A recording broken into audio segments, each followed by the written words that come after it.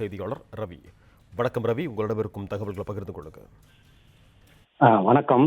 ஈரோடு கிழக்கு சட்டமன்ற தொகுதி இடைத்தேர்தலில் 85 வயதுக்கும் மேற்பட்டவர்கள், மாற்றுத்திறனாளிகள் ஆகியோர் தபால் வாக்கு அளிக்க விருப்பம் தெரிவித்த படிவம் 12 வழங்கியவர்களுக்கான தபால் வாக்கு செலுத்தும் பணி இன்று தொடங்கியது.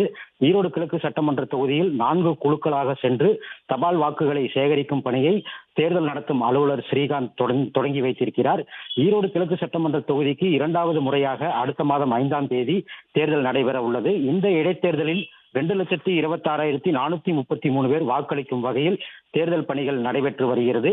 ஈரோடு கிழக்கு சட்டமன்ற தொகுதியில் 2,526 பேர் 85 வயதிற்கு மேற்பட்டவர்கள் மற்றும் மாற்றுத்திறனாளிகள் ஆகியோருக்கு தபால் வாக்கு செலுத்தும் வகையில் விண்ணப்ப படிவம் 12D வழங்கப்பட்டது. இதில் 85 வயதுக்கு மேற்பட்டவர்களில் 209 பேரும், மாற்றுத்திறனாளிகளில் 47 பேரும் என 12D விண்ணப்பம் படிவம் வழங்கியிருந்தனர். இவர்களுக்கான தபால் வாக்கு செலுத்தும் பணியை இன்று மாநகராட்சியில் இருந்து தொடங்கியது. தேர்தல் அலுவலர்கள் வீடு வீடாக சென்று தபால் வாக்குகளை பெற்று வருகின்றனர். நன்றி ரவி, உங்கள் தகவல்களுக்கு.